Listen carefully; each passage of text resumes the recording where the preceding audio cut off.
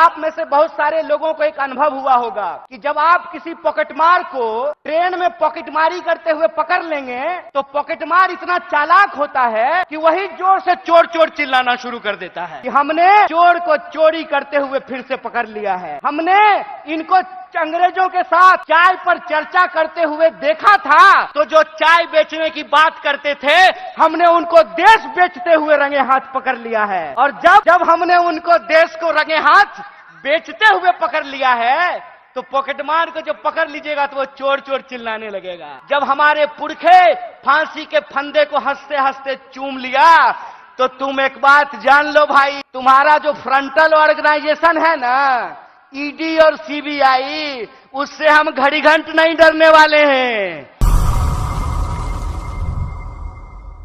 पहुंच रही है।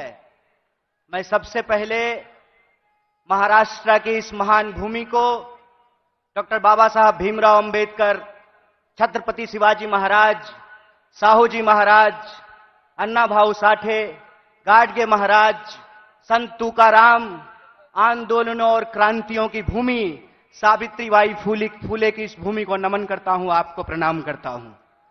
साथियों, बिना किसी औपचारिकता के मैं सम्मानित मंच का अभिनंदन करते हुए आप तमाम भारतीय राष्ट्रीय कांग्रेस के एक एक कार्यकर्ताओं का, समर्थकों का, मतदाताओं का, देश के कोने कोने में किसी भी माध्यम से इस कार्यक्रम से जुड़े हुए कांग्रेस परिवार के एक एक सदस्य को पार्टी की स्थापना दिवस के मौके पर हार्दिक बधाई देता हूं, आपका हार्दिक अभिनंदन करता हूं। दोस्तों, ये हम सब के लिए बड़े गर्व की बात है कि देश की सबसे पहली और सबसे पुरानी राजनीतिक दल, जो एक राजनीतिक दल नहीं है, जिसने आज के भारत का नींव रखा है, उस पार्टी का हम स्थापना दिवस मना रहे हैं। यह हमारे लिए गर्व की बात है।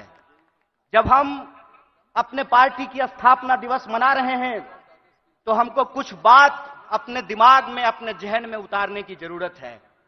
सबसे पहली बात यह है कि जब हम नागपुर में यहां मना रहे हैं तो जो लोग नागपुर को संघ भूमि बनाना चाहते हैं, उनको हम चुनौती देना चाहते हैं, जब तक कांग्रेस पार्टी जिंदा रहेगी, जब तक इस देश में एक भी कांग्रेसी कार्यकर्ता जिंदा रहेगा, अपने रक्त के आखिरी कतरे तक नागपुर को संघ भूमि नहीं, दीक्षा भूमि बना करके रखेगा। इस बात को याद रखिएगा। इस बात को याद रखिएगा कि जिस देश में हत्यारों का गाना गाया जा रहा है, उस देश में महात्मा गांधी पैदा हुए हैं। और महात्मा गांधी ने जिस पार्टी को बनाया है, जब तक वो पार्टी जिंदा रहेगी तब तक आप इंसान को इंसान से नहीं लड़ा सकते हैं। हम बोलते रहेंगे, रघुपति राघव राजा राम, पतित पावन सीताराम, ईश्वर अल्लाह तेरो नाम, सबको सन्मति दे भगवान। हम यह तराना गाता रहेंगे, इस बात को याद रखिएगा। और जब आज हम पूरे देश को यह संदेश देना चाहते हैं भारतीय राष्ट्रीय कांग्रेस की तरफ से कि हैं तैयार हम, तो किस बात के लिए तैयार हैं हम तैयार हैं इस देश के संविधान की रक्षा करने के लिए। आप तैयार हैं कि नहीं हैं? इतनी जोर से आवाज लगाइए कि यह आवाज नागपुर से दिल्ली तक पहुंचनी चाहिए। आप तैयार हैं कि नहीं हैं? हम तैयार हैं इस देश की जमहूरियत को बचाए रखने के लिए। हम तैयार हैं इस देश में कमरतोड़ महंगाई को समाप्त करने के लिए। हम तैयार हैं इस देश के नौजवानों को रोजगार मुहैया कराने के लिए। हम तैयार हैं महिलाओं के ऊपर होने वाले अत्याचार को समाप्त करने के लिए। हम तैयार हैं आजाद देश में आजादी की रक्षा के लिए। हम तैयार हैं, यह हमारा संकल्प है। और जब हम इस संकल्प को दोहरा रहे हैं तो एक चुनौती भी हम लोगों को समझना पड़ेगा भाइयों। चुनौती यह है कि आप में से बहुत सारे लोगों को एक अनुभव हुआ होगा कि जब आप किसी पॉकेटमार को ट्रेन में पॉकेटमारी करते हुए पकड़ लेंगे तो पॉकेटमार इतना चालाक होता है कि वही जोर से चोर चोर चिल्लाना शुरू कर देता है। बोलिए, होता है कि नहीं होता है? आज हमारे साथ इस देश की सबसे पुरानी पार्टी इस देश को आजादी दिलाने वाली पार्टी महात्मा गांधी की पार्टी, पंडित जवाहरलाल नेहरू, सुभाष चंद्र बोस, मौलाना अबुल कलाम आजाद, सरदार वल्लभ भाई पटेल, एनी बेसेंट, सरोजिनी नायडू की पार्टी के साथ भी यही हो रहा है कि हमने चोर को चोरी करते हुए फिर से पकड़ लिया है। हमने इनको अंग्रेजों के साथ चाय पर चर्चा करते हुए देखा था, तो जो चाय बेचने की बात करते थे हमने उनको देश बेचते हुए रंगे हाथ पकड़ लिया है। और जब हमने उनको देश को रंगे हाथ बेचते हुए पकड़ लिया है, तो पॉकेटमार को जब पकड़ लीजिएगा तो वो चोर चोर चिल्लाने लगेगा। वो कहते हैं कि कांग्रेस इस देश में भ्रष्टाचार लेकर के आई। एक सवाल हम पूछना चाहते हैं, आज आप कांग्रेस के नेताओं के घर पे ईडी भेजते हैं। परसों जया साह के पिताजी से वही कांग्रेस का नेता अगर फोन पे सेटिंग कर ले तो वो ईडी जो है अपना रास्ता कैसे भूल जाती है, वो पता कैसे भूल जाती है। इसका मतलब यह है कि जो पार्टी देश की पार्टी है, उस पार्टी को देश के आम लोगों के नजर में बदनाम किया गया है। और देश के आम लोगों के नजर में इसलिए बदनाम किया गया है कि अगर आप कांग्रेस के प्रति अपनी भावना छोड़ देंगे तो देश में कोई आपकी बात करने वाला नहीं रहेगा। इस बात को याद रखिएगा। इसीलिए इस मंच से मैं आप तमाम लोगों से एक बात की अपील करना चाहता हूं कि हे कांग्रेस के कार्यकर्ताओं, जब आप चाय की दुकान पर बैठते हैं, जब आप ट्रेन से यात्रा करते हैं, जब आप बसों में चलते हैं, जब आप खेतों में चर्चा करते हैं, दफ्तरों में चर्चा करते हैं, तो एक बात को याद रखिएगा, एक बात को याद रखिएगा कि सामने वाला जब आपको जलील करता है ना, तो वो आपको जलील करने से पहले अपने मां बाप को जलील कर रहा होता है, अपने पूर्वजों को जलील कर रहा होता है। क्योंकि कांग्रेस पार्टी इस देश का इतिहास है, वर्तमान है और इस देश की आम आवाम का भविष्य है। यह बात हमको समझना पड़ेगा।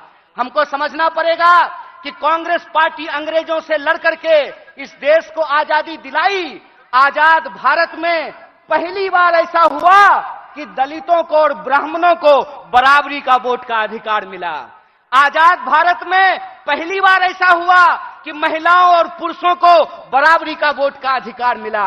आजाद भारत में पहली बार ऐसा हुआ कि राजे राजवाड़ा का वोट भी एक और नाली में उतर करके गटर साफ करने वाले का भी वोट एक, ऐसा भारतीय राष्ट्रीय कांग्रेस स्थापित करके आई। मैं कहता हूं कि जिस पंडित जवाहरलाल नेहरू को लोग आज संसद में खड़ा होकर के गालियां देते हैं, याद रखना मेरे दोस्त, अगर पंडित जवाहरलाल नेहरू नहीं होते तो झूठ ही सही तुम ये बात आज बोल नहीं पाते कि एक चाय बेचने वाला भी देश का प्रधानमंत्री बन सकता है। कांग्रेस का इतिहास यह है कि हम इस देश की आम आवाम के लिए लड़े थे, लड़े हैं और लड़ेंगे। इसीलिए माननीय मल्लिकार्जुन खड़गे साहब अपने 50 साल के राजनीतिक इतिहास में एक कांग्रेस के आम कार्यकर्ता से भारतीय राष्ट्रीय कांग्रेस के राष्ट्रीय अध्यक्ष बने हैं।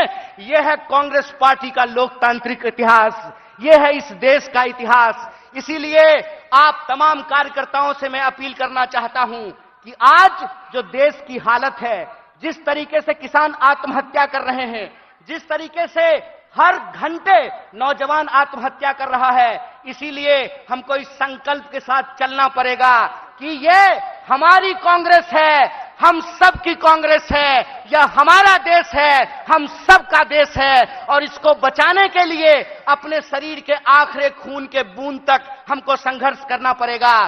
तो आप बताइए, चुनावी हार जीत अपनी जगह पे है, देश बचाने के लिए, संविधान बचाने के लिए, सबको शिक्षा के लिए, सबको काम के लिए आप तैयार हैं कि नहीं हैं? अगर आप तैयार हैं तो आखिरी बात बोल करके मैं अपनी बात को खत्म करूंगा। हमारी रगों में उन पूर्वजों का खून बहता है जिन्होंने इस देश को अंग्रेजों की 200 साल की गुलामी से आजादी दिलाई थी। जब हमारे पुरखे अंग्रेजों की टैंक से नहीं डरे, जब हमारे पुरखे बलिदानियों का इतिहास बनाया, जब हमारे पुरखे फांसी के फंदे को हंसते हंसते चूम लिया, तो तुम एक बात जान लो भाई, तुम्हारा जो फ्रंटल ऑर्गेनाइजेशन है ना, ईडी और सीबीआई, उससे हम घड़ी घंट नहीं डरने वाले हैं। आप लोग डरने वाले हैं क्या? तो इस देश की बचाने की लड़ाई में सबको शिक्षा के लिए, सबको काम के लिए और इस देश के हर आवाम को बराबर के आत्मसम्मान के लिए आप संघर्ष करेंगे कि नहीं करेंगे? अगर हम पूरी तरह से संघर्ष करेंगे तो आखिरी अपील के साथ, आखिरी बात के साथ अपनी बात खत्म करता हूं कि कहते हैं कि कैसे आकाश में सुराख नहीं हो सकता, एक पत्थर तो तबीयत से उछालो यारो। अगर कांग्रेस का एक एक कार्यकर्ता आज भी गांधी को अपने दिलों में बसा करके सड़कों पे निकल जाए तो इनको हम सिर्फ हराएंगे नहीं, बल्कि एक नए भारत के सपने का निर्माण करेंगे।